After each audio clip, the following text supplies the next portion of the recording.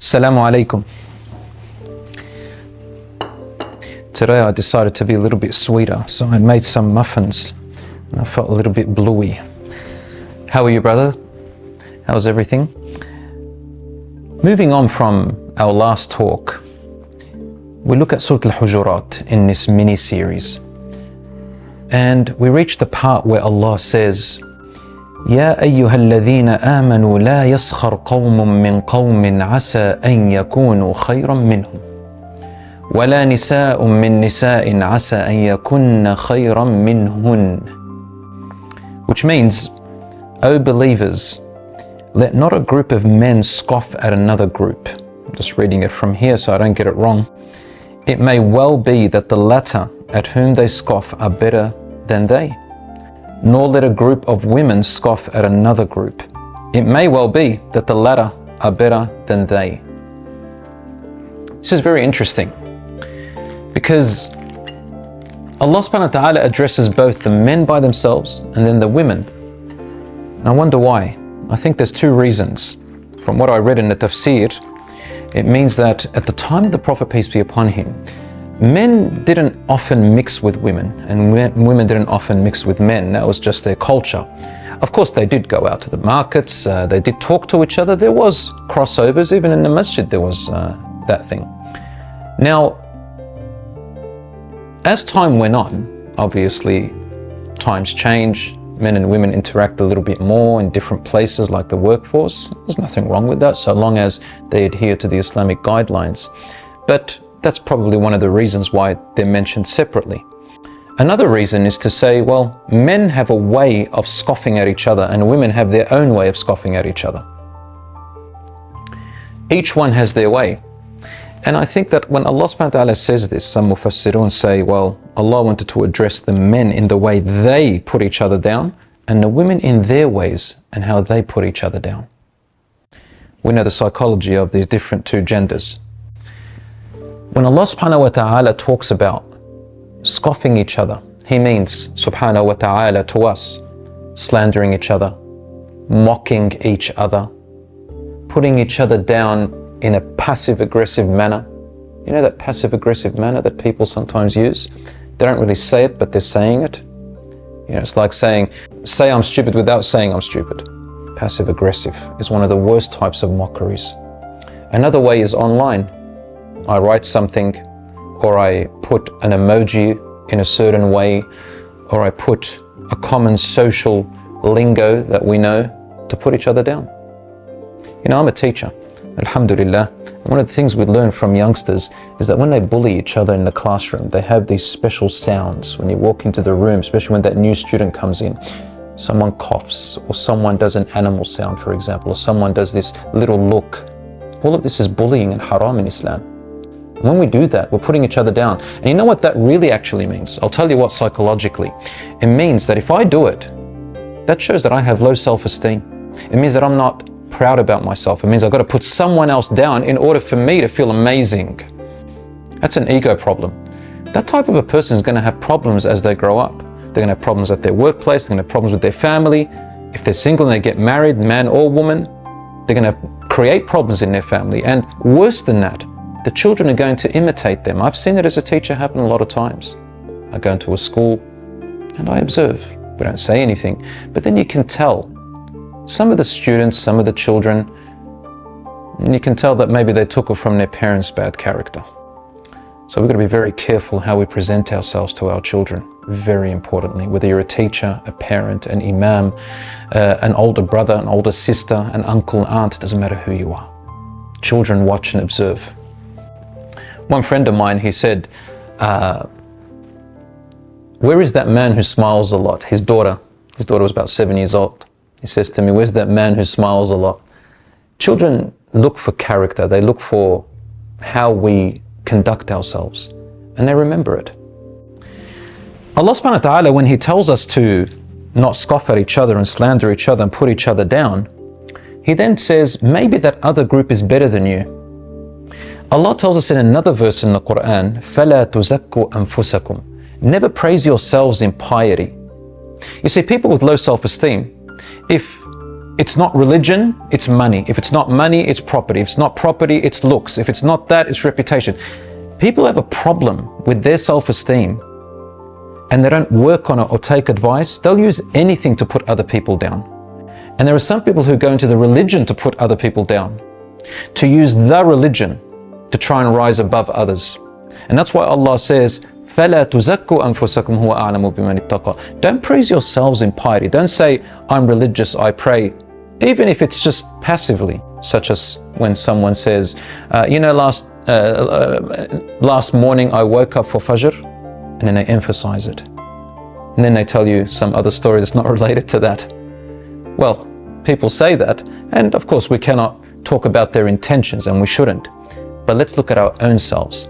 If we do that all the time, it's as if we're praising ourselves to be above someone else. Another situation is when, let's say, someone's getting the attention, whether they've got a nice voice in the Quran, or they've got some knowledge, or they're up on stage, or everyone calls them to pray imam, or let's say someone praises the hijab of a particular sister, or the looks, or something like that from a religious aspect, and then they want the attention to come to them, so they either put them down, or they scoff them, or they say something about their faults that they know about, which makes the situation even worse.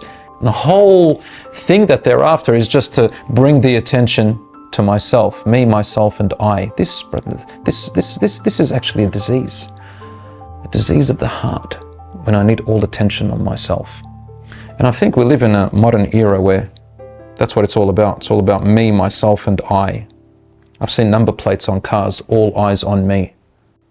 Well, it doesn't fit at all. I think I saw it then on a windscreen, but something similar to that on a number plate that meant, look at me. And you know, the shaitan, Iblis, that's exactly what he said to Allah. He said, I'm going to lead them all astray, and I'm going to climb on top of them like the way you climb on a horse, and grab their reins and steer them and make them think that, make them ungrateful. وَلَا تَجِدُ أَكْثَرَهُمْ شَاكِرِينَ. You will find most of them not grateful, meaning they're not grateful for the blessings you've given them. They always got to put someone else down, as if they've got no blessings. Instead of thanking Allah for the blessings they have and feeling happy for the blessings of other people, they don't do that. That's called being ungrateful. We should say Alhamdulillah for everything we have. And the Prophet, peace be upon him, used to tell us in a Sahih Hadith, we all know it. He said, never look at those who are above you and more blessed than you, but look at those who are below you in fortune and blessings. Because then, if you have the habit of always looking who's got more, then you're going to forget and not realize how many blessings you have. Every one of us has those blessings, and we should thank Allah subhanahu wa ta'ala for it, but not show it off. One hadith that comes to mind is where the Prophet, peace be upon him, says, "Man tawada'a lillahi rafa'ah." Whoever humbles themselves, Allah will lift them and honor them. And you can see it. People will accept you, but love you at the same time. Some people may accept you because of some gain they want from you, to use you and abuse you. But the people that Allah makes people accept them in this life, they're the ones whom the angels have accepted them in the heavens, and Allah subhanahu wa ta'ala has accepted them. And they're the people who not only do others give them attention, but they also love them genuinely. You can tell. I'll give you a little piece of advice, if you like, from what experts have said, and I want to merge it with what Islam teaches us about self-esteem and confidence. If you want to be a high-value person really, and you want Allah to be pleased with you, and you want to be, someone important, but without falling into the problem of putting others down, then know what confidence means. And there's 4 types of confidence that we've learned. The first one is where you know that you can do something, and you feel you can do something, then that's good confidence, but don't show it off. The second type is called the confidence where you know you can do something, but you feel you cannot do it. And that's lack of confidence. The third one is when a person knows they cannot do it, and they feel they can do it. That's an ego problem, and you're going to fall into big problems like that. And the last one is where a person knows they cannot do it and feel they cannot do it, and that's called maturity. A Muslim should not appear, in fact any person should not appear more than their reality. Don't try to be someone you're not. A Muslim or a person, a healthy person, should appear a little bit below their reality.